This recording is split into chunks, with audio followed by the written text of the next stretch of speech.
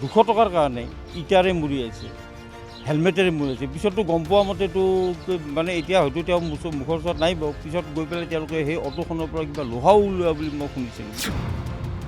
আপোনালোকৰ সাংবাদিক বন্ধু কেইজনমান যদি তাত উপস্থিত নাথাকিল হয়, কালি হয়তো সেইটো ঘটনা আজি হয়তো আমি তেওঁৰ ডেড বডি পালোঁ হয়। ৰেপিড' চালকৰ ওপৰত নিৰ্মম অত্যাচাৰ গুৱাহাটী মহানগৰীত আজিৰ পৰা বহুত দিন আগৰ পৰা হৈ আছে। কালি ৰাতিৰে ঘটনা, এতিয়ালৈকে আমি আহি ইয়াত কোনো এজন বৰমূৰীয়াক লগেই পোৱা নাই। তো তেওঁলোকে কেতিয়া তেওঁলোকক আনিব, কেতিয়া ধৰিব, সেইটোহে এটা ডাঙৰ প্ৰশ্ন। পুৱাৰ ভাগৰ পৰা আমি সেই চাঞ্চল্যকৰ ঘটনাৰ কথা খবৰ ইতিমধ্যে আমি দি গৈছোঁ যে নিৰাপত্তাহীন গুৱাহাটী মহানগৰীত নিশা আচলতে কি চলে, সুৰাসক্ত যুৱকে কি ধৰণৰ উদ্ভণ্ডালি কৰে, নিচাসক্ত যুৱকে কি ধৰণে ডকাইতিৰ কাৰ্যত লিপ্ত হয়। আৰু কালি সেই ঘটনা সংঘটিত হৈছিল। এগৰাকী হাতী খোৱা যুৱক, যিগৰাকী যুৱক দীপজ্যোতি ঠাকুৰীয়া, আৰু তেওঁ যাত্ৰীৰ অপেক্ষাত ৰৈছিল। পেছাত তেওঁ এগৰাকী ৰেপিড' চালক, আৰু যাত্ৰীৰ অপেক্ষাত ৰৈ থকা সময়তে 4জনীয়া এটা ডকাইত ৰূপী দল, আৰু সেই ডকাইত ৰূপী যুৱকৰ দলটো নিচাসক্ত অৱস্থাত আছিল। আহি দীপজ্যোতি, যিগৰাকী অসহায় দীপজ্যোতিক তেওঁলোকে ধন দাবী কৰিছিল, আৰু ধন নিদিয়াৰ পাছত উপৰ্যুপৰি আক্ৰমণ, খেদি আক্ৰমণ কৰা হৈছিল। তেওঁক হাতত থকা ইটাৰে তেওঁক মূৰত প্ৰচণ্ড জোৰে আঘাত কৰা হৈছিল আৰু মূৰ ফালি গৈছিল। কিন্তু ঘটনাস্থলীত উপস্থিত হৈ আৰক্ষীৰ যি চৰিত্ৰ অতি ৰহস্যজনক, তেওঁলোকে তদন্ত কৰিব লাগিছিল। অসুস্থ আঘাতপ্ৰাপ্ত দীপজ্যোতি ঠাকুৰীয়াক তেওঁলোকে মেডিকেলত ভৰ্তি কৰাব লাগিছিল। কিন্তু কেইটামান ভিডিঅ' ফুটেজ, ঘটনাৰ কেইটামান ভিডিঅ' ফুটেজ লৈ পেলাই আৰক্ষীয়ে দায়িত্ব সামৰিলে, আৰু যাক লৈ এতিয়া আৰক্ষীৰ ওপৰত প্ৰশ্ন উত্থাপন হৈছে। কি কৰি আছিল, কিয় এই ধৰণৰ ঘটনা বাৰে বাৰে গুৱাহাটী মহানগৰীত সংঘটিত হয়, কিয় নিৰাপত্তাহীনতাত ভুগিবলগীয়া হয় সাধাৰণ নাগৰিক। এই মুহূৰ্তত অলা উবেৰ সন্থাৰ তেওঁলোক আছে, ৰেপিড' সন্থাৰ তেওঁলোক বিষয়ববীয়া, তেওঁলোক এই গোটেই ঘটনাৰ উচিত তদন্ত বিচাৰি দিছপুৰ থানাত হাজিৰ হৈছে। কি হৈছিল আৰু কিয় বাৰে বাৰে এই ধৰণে টাৰ্গেট হয় ৰেপিড' চালক বা সাধাৰণ নাগৰিকৰ নিৰাপত্তা কিয় নোহোৱা হৈছে গুৱাহাটী মহানগৰীত? হয়, ইয়াৰ ওপৰতো আমি ইয়াৰ আগতে দিছপুৰ থানাত আমি আহিছিলোঁ। এইটোৱে প্ৰথম ঘটনা নহয়, বা এইটোৱে প্ৰথম এটা ঘটনা নহয়। ইয়াৰ আগতো এনেকুৱা ঘটনা মানে হৈছে, বা প্ৰতিদিনে হয় বুলি ক'লেও ভুল নহয়। ৰেপিড' চালকৰ ওপৰত নিৰ্মম অত্যাচাৰ গুৱাহাটী মহানগৰীত আজিৰ পৰা বহুত দিন আগৰ পৰা হৈ আছে, আৰু কেতিয়া বন্ধ হ'ব আমি আচলতে পুলিচ প্ৰশাসনক মানে তাকেই প্ৰশ্ন কৰিব বিচাৰিম যে কেতিয়া এইটো মানে বন্ধ হ'ব।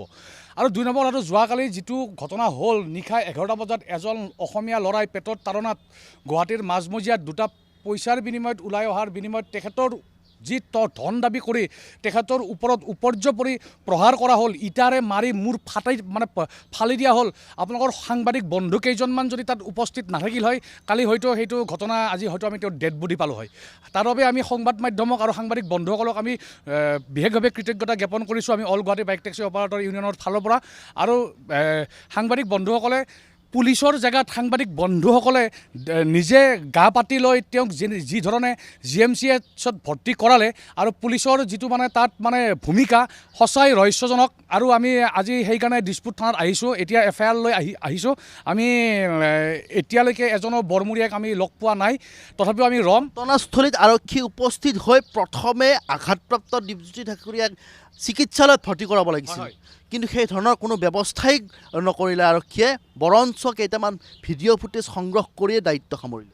হয়, এইটো খুব লজ্জাজনক। আচলতে যিটো সময়ত পুলিচেই নিৰাপত্তাৰ বাবে পুলিচক আমি বিশ্বাস কৰোঁ, বা পুলিচৰ ওপৰত আমি বিশ্বাস কৰিয়েই আমি গোটেই সমাজখন চলি আছে, সেই সময়ত পুলিচৰ এনেকুৱা এটা নিৰাপত্তাহীনতাত যদি পুলিচেই আমাক পেলাই দিয়ে, বা পুলিচে যদি তেনেকুৱাকৈ সহায় নকৰে, তেনেহ'লে এইটো খুব লজ্জাজনক কথা হৈছে। এইটো আচলতে পুলিচে কেতিয়াও কৰিব নালাগে। পুলিচ আমাৰ বন্ধু হয়, সদায় বন্ধুৰ দৰে থাকিব লাগে, আৰু আমাক সহায় কৰিব লাগে। আমি তেওঁলোকক সদায় সহায়ৰ বাবে তেওঁলোকক আমি বিচাৰোঁ। আৰু এটা কথা, নিশা যিহেতু আপোনালোকে এই ধৰণে ৰেপিড' চালকৰ লগত জড়িত, কোনোবা অলা উবেৰৰ লগত জড়িত, নিশা আপোনালোকে গুৱাহাটীত বিভিন্ন যাত্ৰীক ইঠাইৰ পৰা সিঠাইলৈ লৈ যায়। গুৱাহাটীত নিশা কি ধৰণৰ এটা পৰিৱেশ হয় আপোনালোকে নিজে দেখা পায়। বিশেষকৈ গুৱাহাটীৰ যিসমূহ বাৰ, সেই বাৰসমূহ তেওঁলোকৰ যদি অনুমতি থাকে নিশা 12টা বজালৈকে খোলা, কিন্তু 2টা-3টালৈকে খোলা দেখা পাওঁ। আৰু এই ধৰণৰ ঘটনা বেছিভাগ বাৰসমূহৰ সন্মুখতে ঘটে। হয়, আপুনি বৰ্তমান যদি গুৱাহাটীখনত চাব যায়, বাৰসমূহ আচলতে 12টা বজাত বন্ধ হৈ যাব লাগে। কিন্তু আমি আমাৰ যিসকল ৰাইডাৰ থাকে ৰাতি 2-3টা বজাতো সেই বাৰৰ পৰা ওলাই অহা বা বাৰৰ পাছফালৰ পৰা বা কোনোবা গলিৰ পৰা ওলাই অহা আমি সেনেকুৱা যাত্ৰী লগ পাওঁ যি সম্পূৰ্ণ নিচাযুক্ত অৱস্থাত থাকে ক'ত যায় কি কৰে তেওঁলোকে নিজেই নাজানে সেইখিনি সময়ত আমাৰো এটা মানে নিৰাপত্তাহীনতাত আমি মানে ভুগো যেন আমাৰ এটা অনুভৱ হয় ঘটনা 10 ঘণ্টা উকলি গ'ল এই মুহূৰ্তলৈকে কিন্তু আৰক্ষী অপৰাধীৰ চাহটোকে বিচাৰি পোৱা নাই এতিয়ালৈকে বিচাৰি পোৱা নাই মানে আমিও সেই বিষয়ববীয়া বৰমূৰীয়াক যিখন এজাহাৰ দিব আহিছোঁ আমিও তেওঁলোকক বিচাৰি পোৱা নাই এতিয়ালৈকে অহা নাই বাৰু যিয়েই নহওক যোৱাকালি যিটো ঘটনা হৈ গ'ল সাংবাদিক বন্ধুবিলাকে যিখিনি আমাক তেওঁলোকৰ ওচৰত আমি সদায় চিৰকৃতজ্ঞ এতিয়া কথা হ'ল আপুনি অলপ আগতে আমাৰ সম্পাদক ডাঙৰীয়াক সুধিছিলে যে বাৰসমূহ খোলা থাকে 12 বজালৈকে খোলা থকা বুলি কয় কিন্তু 2 বজা 3 বজালৈকে হয়তো খোলা থাকে গোটেই ৰাতি হয়তো অহৰহ গতিত খোলা থাকে আমি ঘূৰি থকা মানুহবিলাকে গম পাওঁ আৰু যিখিনি সময়ত চৰকাৰখনে আমাৰ ড্ৰাগছৰ এণ্টি ড্ৰাগছৰ ওপৰত অভিযান মানে যিটো ড্ৰাগছৰ ওপৰত অভিযান চলাই পেলাই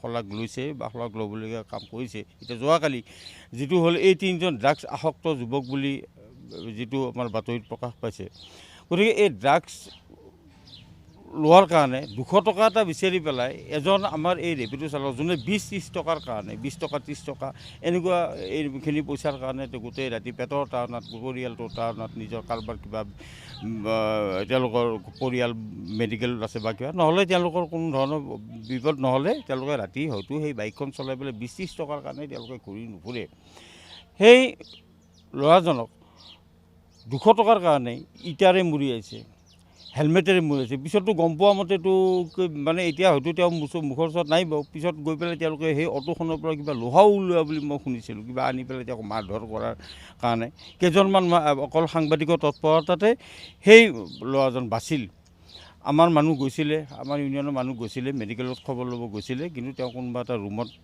চিফ্ট কৰিলে দীপজ্যোতি ঠাকুৰীয়া তেওঁৰ নাম চিফ্ট কৰিলে গতিকে তেওঁলোকক লগ পোৱাটো সম্ভৱপৰ নহ'ল আমি থানাত আহি পেলাই আমি 10টা বজাৰ আগে আমি আহি পালোঁ হয়তো 10টা 10:30টাৰ ভিতৰত আমাৰ বিষয়ববীয়া বৰমূৰীয়াবিলাক আহি পাব বুলি আমি ভাবিছিলোঁ কিমান দিন এইদৰে কিমান দিন নিৰাপত্তাহীনত ভুগিব নিৰাপত্তাহীনতা মানে আমি নিৰাপত্তাহীনতাটো এইটো আচলতে যোৱাকালি আপোনালোকে গম পালে বুলিহে এইটো এনেকুৱা ধৰণৰ কিমান হৈছে আমাৰ আপোনালোকে মানে বাহিৰত যেতিয়া গাড়ীখন লৈ ওলাই আহে তেতিয়া পৰিয়ালৰ লোকে চিন্তাত পৰে পৰিয়ালৰ লোকে চিন্তাত পৰি থাকে মই নিজে চিন্তাত পৰোঁ মই ঘৰত ঘূৰি যাব পাৰিম নে নোৱাৰিম পৰিয়ালৰ লোকেতো বেলেগেই কথা এইটো মই নিজে চিন্তাত পৰোঁ গতিকে ঠিক তেনেকুৱা ধৰণৰ গোটেই ৰাতিখনে বা দিনটো আজি কেনেকুৱা ৰ'দ এইখিনি সময়তো মানুহে এই যিটো সেৱা আগবঢ়াই আছে এইটো এটা সেৱাও এই সেৱাটো আগবঢ়াই আছে গতিকে সেইখিনি যদি সদায় ৰাইজে বুজি নাপায় ইয়াত আমাৰ ক'বলগীয়া আৰু একো নাই আৰু এটা কথা আমি গণেশগুৰিৰ কথা যদি কওঁ মাজত দিছপুৰ থানাখন সোঁফালে এখন বাৰ বাওঁফালে এখন বাৰ